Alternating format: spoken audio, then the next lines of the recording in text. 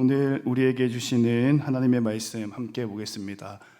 구약성경 에스라 1장 1절에서 4절까지 말씀입니다. 구약성경 711면에 있는 에스라서 1장 1절에서 4절까지 말씀 우리 한 목소리로 같이 읽겠습니다. 바사왕 고레스 원년에 여호와께서 예레미야의 입을 통하여 하신 말씀을 이루게 하시려고 바사왕 고레스의 마음을 감동시키매 그가 온 나라에 공포도 하고 조소도 내려 이르되 바사왕 고레스는 말하노니 하늘의 하나님 여호와께서 세상 모든 나라를 내게 주셨고 나에게 명령하사 유다 예루살렘의 성전을 건축하라 하셨나니 이스라엘의 하나님은 참 신이시라. 너희 중에 그의 백성 된 자는 다 유다 예루살렘으로 올라가서 이스라엘의 하나님 여호와의 성전을 건축하라. 그는 예루살렘에 계신 하나님이시니라. 그 남아있는 백성이 어느 곳에 머물러 살든지 그곳 사람들이 마땅히 은과 금과 그 밖의 물건과 짐승으로 도와주고 그 외에도 예루살렘에 세울 하나님의 성전을 위하여 예물을 기쁘게 드릴지니라 하였더라. 아멘. 할렐루야. 우리 옆에 있는 분하고 이렇게 한번 인사하겠습니다. 하나님이 당신을 사랑하고 사랑하고 또 사랑하십니다. 시작. 하나님이 당신을 사랑하고 사랑하고 또 사랑하십니다. 아멘. 오늘 예배를 통하여서 그런 하나님의 사랑을 느끼고 경험할 수 있기를 주님의 이름으로 축원합니다. 바사왕 고레스를 사용하신 이유라는 제목으로 하나님의 말씀을 선포합니다. 에스라서 말씀은 조금 배경이 있는데요.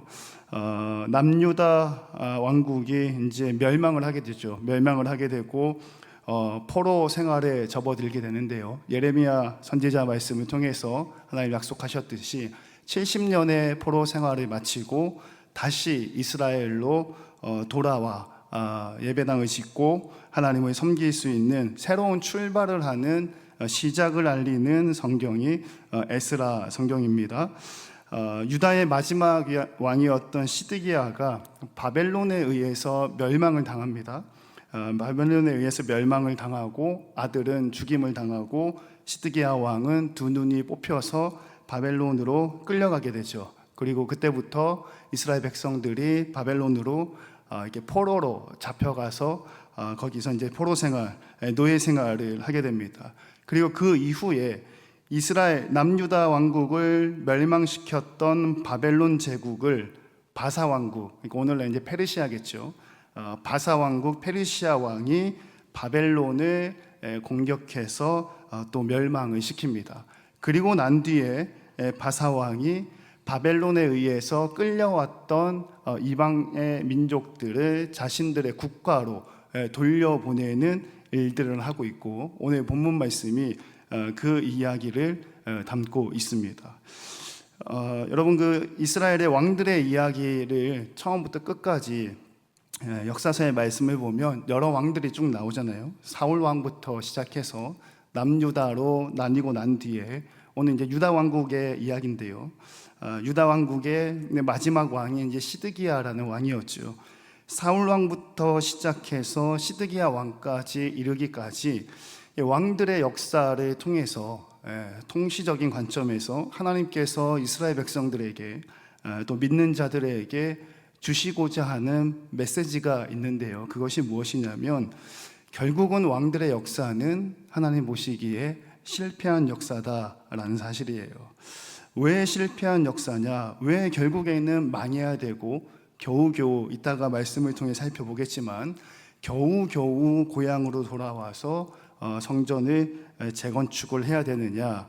왜냐하면 하나님이 하셔야 할 일을 사람이 대신 시작했기 때문에 그렇습니다. 그럼 사실 사무엘 선지자 또 하나님은 이스라엘 역사에 있어서 왕이 세워지는 것을 원하지 않으셨습니다. 왜냐하면 이미 하나님께서 이스라엘의 왕이셨잖아요. 하나님께서 이스라엘 백성들을 인도하시고 또 보호하시고 지키시고 이른 비와 늦은 비로 풍요롭게 하셨던 왕이 되셨는데 이스라엘 백성들은 어찌된 연고인지 이 하나님 말고 다른 왕을 세워달라고 사무엘 선지자에게 이야기를 합니다. 우리에게 다른 왕을 세워서 우리를 다스리게 하소서라고 사무엘 선지자에게 이야기를 하죠. 사무엘 선지자가 탐탁치 않게 여겨서 하나님께 기도합니다. 그랬더니 하나님께서 사무엘 선지자에게 뭐라고 얘기하냐면, 이스라엘 백성들이 사무엘 너를 버리는 것이 아니라 이스라엘 백성들이 나 여호와 하나님을 버려서 하나님을 왕으로 삼지 않겠다라는 이야기다. 이 말씀을 살펴보니까 이스라엘 백성들이 뭐라고 요구를 하냐면, 다른 나라와 같이 우리에게도 왕이 필요합니다, 이렇게 이야기를 하거든요.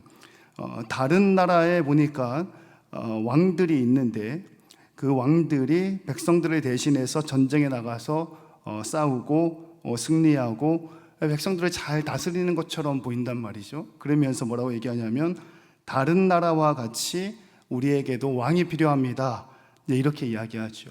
근데 여러분, 사실상 다른 나라에도 왕이 있지만 그 왕이 통치하는 게 아니죠. 그 왕이 섬기는 또 다른 우상들이 있잖아요. 바알신이라든지 암몬신이라든지 그 나라의 그 왕이 섬기는 신, 이스라엘 백성들의 입장에서 봤을 때는 이제 우상이겠죠.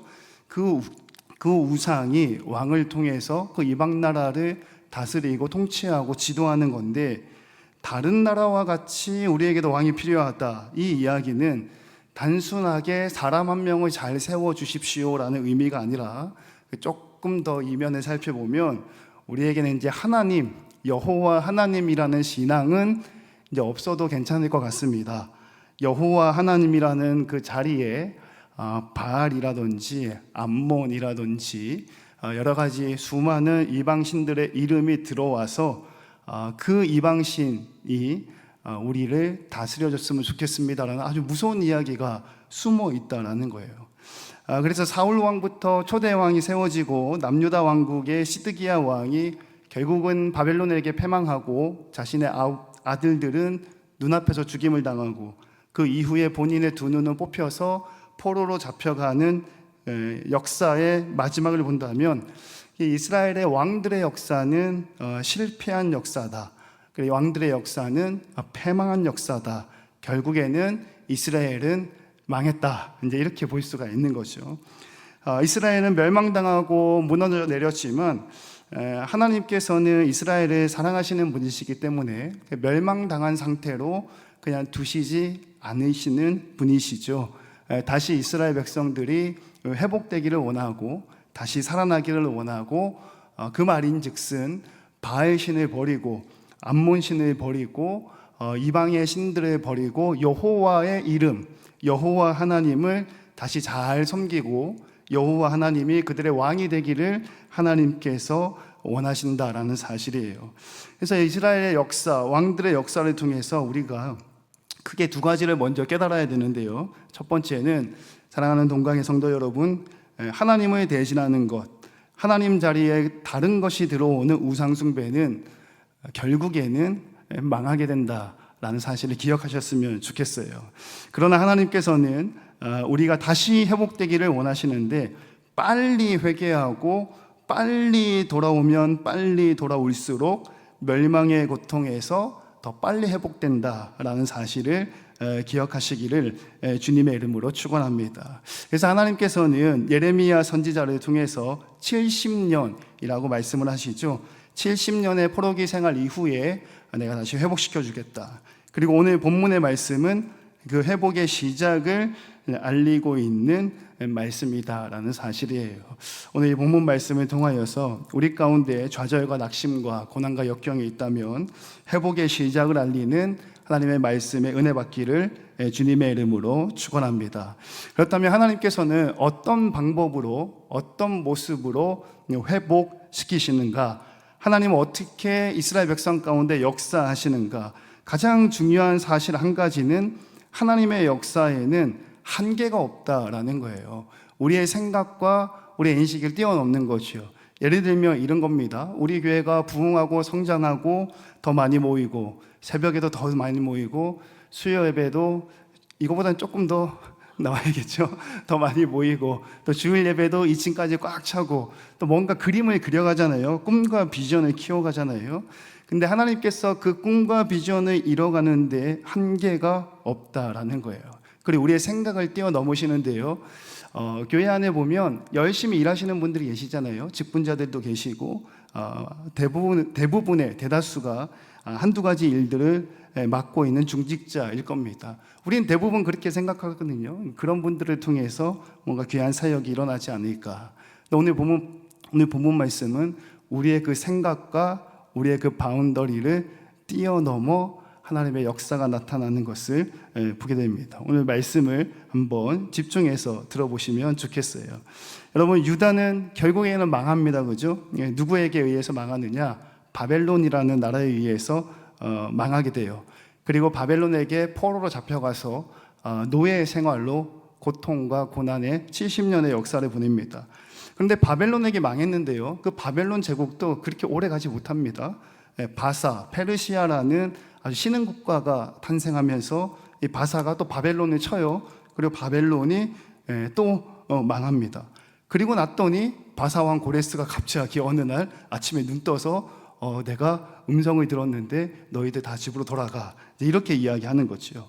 자, 이스라엘 백성들은 선민 사상을 가지고 있죠. 근데 그들이 이방인에게 멸망을 당했다, 이방인과 전쟁에서 실패했다, 패배했다, 있을 수가 없는 일이거든요. 하나님이 우리와 함께 하시는데 우리가 패배했다, 있을 수가 없는 일이고 수치스러운 일이었다라는 거예요. 근데 본인들이 처음에 왕을 세워달라 얘기했을 때 우리는 하나님 필요 없어요, 이제 그런 뜻이 숨어 있었잖아요. 그래서 100번 양보해서 본인들이 실수하고 잘못했으니까 바벨론이라는 우상을 섬기는 왕에 의해서 패배를 당하고 포로로 잡혀갔다, 100번 양보해서 거기까지 수긍할 수 있다라고 한다면 이제 멸망을 당했어요. 하나님 우리를 사랑하시니까 결코 멸망 가운데 인생이 끝나기를 원하지 않잖아요. 역사가 끝나기를 원하지 않으시잖아요. 멸망 이후에 하나님이 어떠한 방법을 통해서든지 간에 우리를 치유하시고 회복시켜 주실 거다라는 기대와 소망이 있을 거고, 또 그 안에는 먼저 회개하고 또 먼저 무릎 꿇고 먼저 하나님의 이름을 부르는 그런 사람들도 아마 있었을 거란 말이죠. 자, 여러분들이 만약에 그런 입장이라면 하나님께서 우리의 민족을, 이스라엘 나라를 회복시켜 주실 때에 얼핏 들어보니까 70년 지나면 회복시켜 주신다라는 말씀을 들은 것도 같아요. 그러면 이제 카운트를 하다 보면 이제 다가오잖아요. 그럼 어떤 기대감을 가지고 있겠습니까? 우리나라가 일제 식민지 치하에 있을 때 독립투사 굉장하게 치열하게 저절하게 독립운동을 시작하셨고 3.1절, 3.1운동, 만세, 치열한 독립운동 끝에 아주 멋있게 나라의 주권을 되찾아오지 않았겠습니까? 그렇다면 이스라엘 백성들도 70년 동안 주권을 잃어버리고 난 뒤에 하나님께서 그 주권을 회복시켜 주신다면 어떤 역사를 통해서 하나님께서 우리들의 주권을 회복시켜 주실 것인가? 3.1운동과 같은 멋진 일들이 일어나진 않을까? 영화나 드라마에 보면 참 이렇게 미화해서 예쁘게 한 장면들도 있긴 하지만 이렇게 막 몰래 치열하게 접선도 하고 계획도 세우고 뭔가 참 복잡하고 치밀한 방법들을 보잖아요. 우리 이스라엘 나라 안에서도 그러한 일들이 일어나서 특정한 날, 특정한 시간 하나님의 때가 됐을 때 전국에서 만세운동을 일으키진 않을까. 이런 기억들, 기대감들은 아마 조금씩은 했을 겁니다. 그런데 이스라엘 백성들이 주권을 어떻게 되찾았냐? 바벨론도 아니고 페르시아 왕에 의해서, 다른 이방 나라의 왕에 의해서 이스라엘 백성들의 주권이 회복됐다라는 거예요. 굉장히 부끄러운 일이죠. 여러분, 포로 생활이 70년이었어요. 70년 동안 여러 가지 생각을 했을 겁니다. 그 안에는 후회하는 사람들도 있었을 거고요. 그 안에는 회개하고 무릎 꿇고 기도하는 사람도 있었을 거고요. 어떤 사람은 절망하고 좌절하고 또 어떤 사람들은 또 희망을 가지고 소망을 가지기도 했을 겁니다. 그리고 사실 이스라엘의 역사 조금만 뒤로 돌려보면 많이 오래전 일이긴 하지만 포로기 시절을 이번이 처음은 아니잖아요.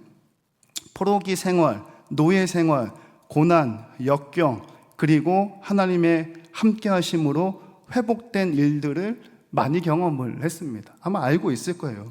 가장 큰 사건은 애굽에서의 노예 생활이겠지요. 요셉을 알지 못하는 세왕이 일어나서 고난당하고 고통당했던 400년이라 그러잖아요. 400년에서 430년 정도 애굽에서 고난당하고 고통당했을 때 하나님이 함께 하셔서 출애굽시켜 주셨던 역사, 모세, 민족의 영웅이죠. 10가지 재앙, 홍해가 갈라지고 구름 기둥과 불 기둥으로 우리 앞길을 인도하시는 하나님의 기적이잖아요.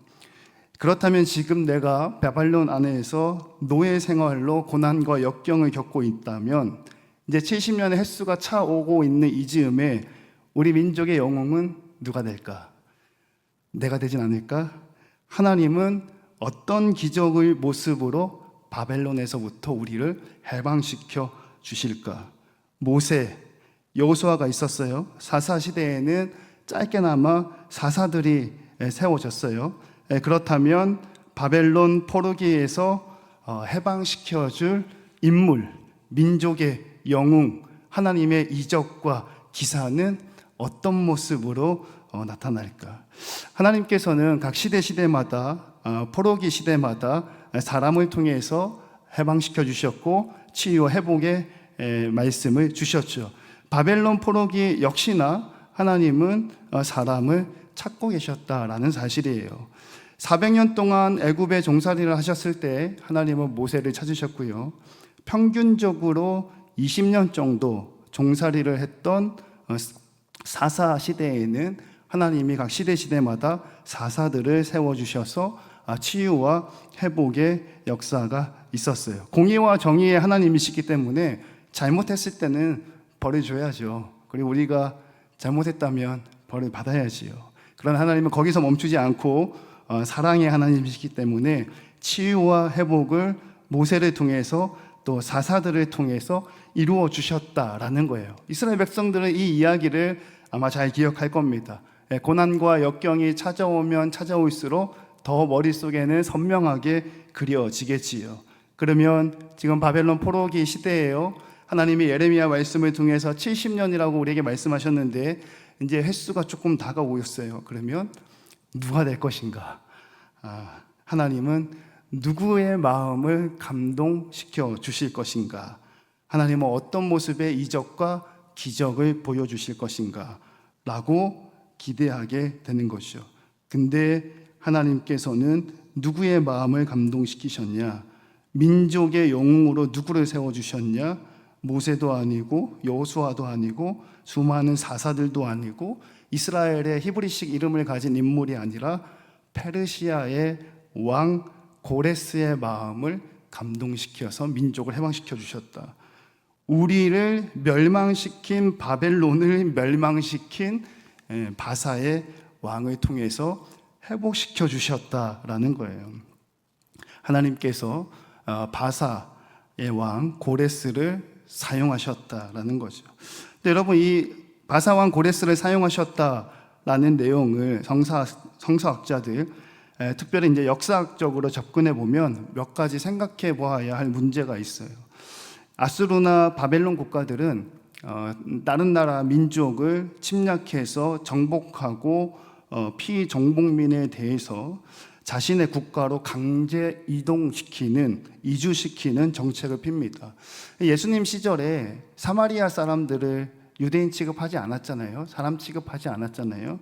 아수르가 이스라엘을 멸망시킨 다음에 사마리아 지역에 있는 모든 남자들을 아수르 땅으로 강제로 끌고 갔고 아수르에 있던 남자들을 사마리아 지역에 이주를 시켰어요.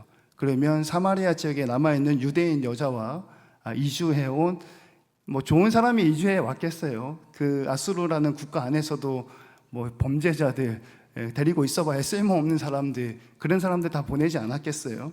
아수르의 흉악한 남정네들이 사마리아 땅에 와서 평생을 사는 거죠. 그러면 유대인 여자와 자신의 민족을 침략했던 아수르의 남자와 그 사이에서 2세가 태어나고 3세가 태어나는 거예요. 그리고 시절이 흐르다 보니까 예수님 시대까지 왔을 때는 이스라엘 사람들은 사마리아 지역에 사는 사람들을 유대인 취급하지 않는 게 아니라 사람 취급하지 않게 되는 거죠. 아수르는 그런 정책을 폈어요. 바벨론도 그런 정책을 폈습니다. 근데 희한하게 바사 왕국, 페르시아 왕국의 왕은 그런 정책을 피지 않았어요. 유화 정책이라고 해서 자신들의 나라로 끌고 온 게 아니라 오히려 돌려보내줬어요. 피정복민들을 본토에 거주하게끔 허락해줬다라는 거예요. 그래서 이스라엘의 귀환이 특별한 것이 아니라 본토로 돌아간 여러 피정복민들 중에 단지 하나일 뿐이다 라고 보기도 합니다. 하지만 성경에서는 분명하게 뭐라고 기록하고 있냐면 하나님께서 바사왕 고레스의 마음을 감동시켜서 이스라엘 민족들이 귀환하게 됐다라고 말씀에 기록을 하고 있어요. 이 말씀을 준비하고 본문을 묵상하면서 여러 가지 생각이 들었지만 그 중에 가장 많이 드는 생각은 왜 하필이면 바사왕 고레스인가? 그 당시에는 모세와 같은 사람이 없었을까? 그 당시에는 여호수아 같은 사람이 없었을까? 그 당시에는 삼손과 같은 인물이 민족의 영웅이 될 만한 사람들이 없었을까? 당시에는 왜 10가지 재앙 같은 기적이 일어나지 않았는가? 당시에는 왜 나귀 턱뼈로 1000명의 적군을 쳐 죽이는 강력한 역사가 없었는가? 왜 이방 나라의 왕의 종이 쪼가리 한 장에 이스라엘 백성들이 귀환해야 하는가라는 거예요. 이스라엘도 고레스의 그런 피정복민에 대한 정책 중에 한 가지일 뿐이다. 특별하지 않다. 다른 방법은 정말로 없었는가? 여러분들 어떻게 생각을 하시나요? 여러분 그래도요, 모세 시대에 출애굽 때의 그 모세 시대는요, 간간히 죄를 짓고 못된 짓도 하고 불평도 하고 불만도 하고 대들기도 했잖아요, 모세하고 아론한테. 근데요, 그래도 그 시대는요 하나님을 섬기는 시대였어요. 그래도 그 시대는 하나님을 믿는 시대였어요. 여호수아 시대 역시 가나안 땅을 정복해 나갈 때에 아간 같은 사람이 실수하기도 하고 죄를 짓기도 하고 뭔가 불평, 불만, 우리 메뚜기와 같습니다, 그런 일들이 있긴 있었어요. 근데 통시적인 관점에서 봤을 때 그래도 그 시대는요 하나님을 섬기는 시대였어요. 여러분 사사시대는요 간간히 죄를 짓기도 하고 8년에서 많게는 40년 정도 그 죄의 대가로 종살이를 하긴 했으나 그래도 그 시대는요 하나님을 섬기는 시대였어요. 그런데요 왕들의 역사는 시작부터가 틀렸어요. 그런데 왕들의 역사 이야기는요 시작부터가 하나님이 없어요. 하나님을 배제합니다. 하나님 없이 뭔가 새롭게 하고 싶다라는 거예요. 하나님 말고 다른 신을 따라가고 싶다라는 거죠. 우리에게도 다른 나라들처럼 왕을 세워 우리를 다스리게 하소서. 사무엘아, 너무 걱정하고 근심하고 화내지 마라. 저들이 사무엘 너를 버리는 게 아니라 나 여호와 하나님을 버려서 자기들의 왕이 되지 못하게 하려는구나. 그러니까 하나님의 평가였어요. 이스라엘 왕들의 역사는 시작부터 하나님이 없었고 시작부터 하나님을 배제했고 시작부터 우상 숭배의 출발이었다라는 거예요.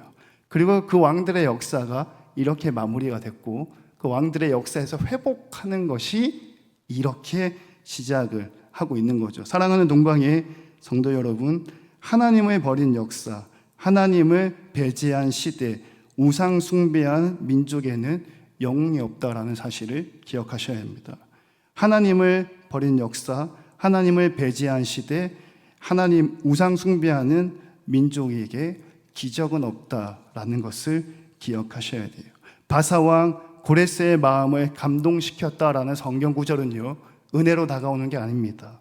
치유와 회복의 말씀임과 동시에 아주 강력한 경고의 메시지죠. 하나님을 버린 가정, 교회, 나라와 민족, 거기에 영웅은 없다. 하나님을 배제시킨 가정과 교회, 나라와 민족, 거기에는 모세와 같은, 여호수아와 같은, 삼손과 같은 시대의 영웅적인 인물이 나올 수 없고, 10가지 재앙, 홍해가 갈라지고 요단강이 갈라지고 여리고성이 무너지는 하나님의 이적과 기적은 없다. 그거를 보여주기 위해서 하나님께서는 종이 쪼가리 한 장으로 귀환을 이루게 하셨다라는 거예요. 그리고 그 종이 쪼가리 한 장에 의지해서 터벅터벅 이스라엘 백성 자신의 땅 고향으로 귀향하는 모습은 금이 환향이 아니라 부끄러움 그 자체죠.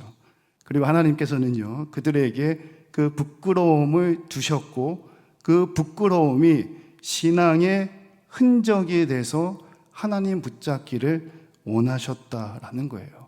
그리고 그 하나님의 뜻을 명확하게 깨달은 에스라는, 주님, 부끄러움이 흔적이 되어서 이제 주님을 놓지 않겠습니다. 수문앞 광장에서 새벽부터 저녁까지, 정오까지 율법을 낭독했다라는 거예요.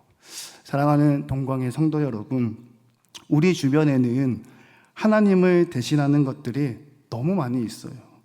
수많은 볼거리들이 있고요, 수많은 들을 거리들이 있죠. 요즘에 핸드폰이 너무 좋아져가지고요, 조금만 들다 보면 30분, 1시간 금방 가잖아요. 잠자기 전에 잠깐 누워서 핸드폰 만지작거리며 1시간은 그냥 후딱 지나가 버리는 그런 모습들, 볼거리들, 들을 거리들. 외국인 관광객이 한국에 놀러 오면 몇 가지 놀라는 게 있는데요, 그 중에 한 가지가 한국의 밤문화, 볼 게 너무 많다. 한국의 밤문화, 들을 게 너무 많다. 휘황찬란하다. 우리의 눈을, 시선을 사로잡는 게 많다. 하나님을 모르는 세상 사람들, 그들의 삶의 태도가 훨씬 더 좋아 보인다. 마치 왕들의 역사가 처음 시작할 때처럼.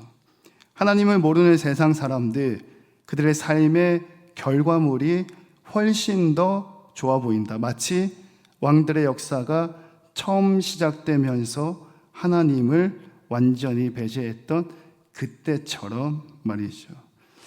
하나님보다 먼저 생각하는 게 있으신가요? 하나님은 그런 분들에게 부끄러워할 줄 알아라 하고 이야기하고 있어요.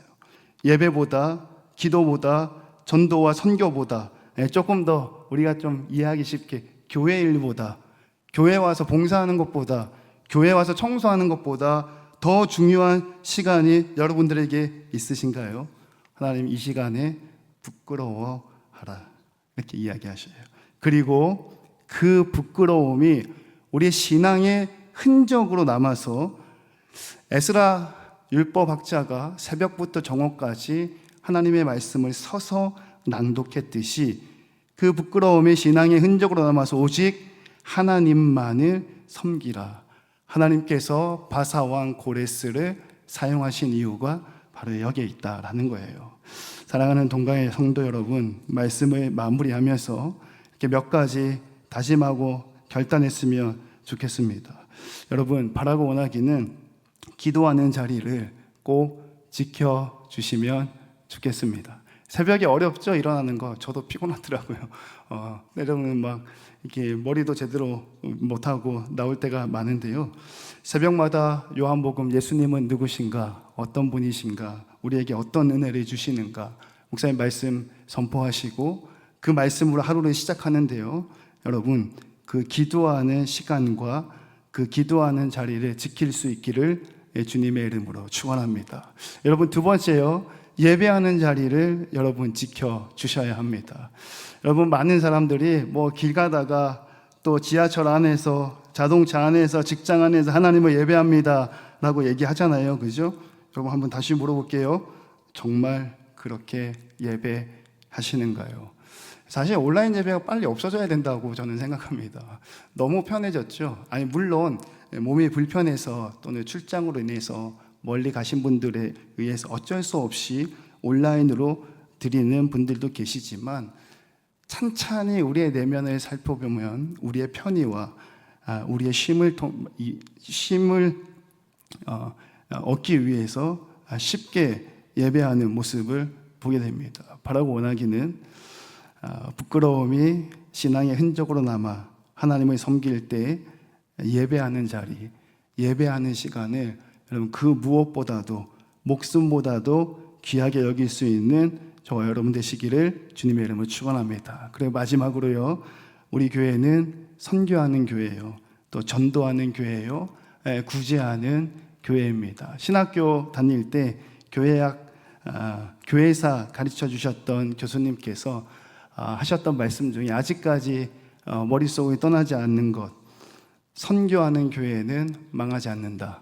선교하는 교회는 하나님이 기뻐하신다. 재정의 절반을 선교와 전도와 구제에 사용하기를 원하는 교회의 비전에 같이 함께 하셔서 선교하고 전도하는 일에 앞장설 수 있는 저와 여러분 되시기를 주님의 이름으로 축원합니다. 여러분, 하나님께서는요 바사왕 고레스를 사용하셨습니다. 왜냐하면 시작부터가 잘못된 거예요. 만약에 우리의 마음 가운데 하나님 말고 다른 무언가가 있으면 시작부터 잘못된 겁니다. 그러한 가정에, 그러한 교회에, 그러한 나라와 민족에는 모세나 여호수아가 없다라는 거예요. 바라고 원하기는 부끄러움을 느낄 줄 알고 흔적을 가지고 하나님만 섬기는 저와 여러분 되시기를 주님의 이름으로 축원합니다.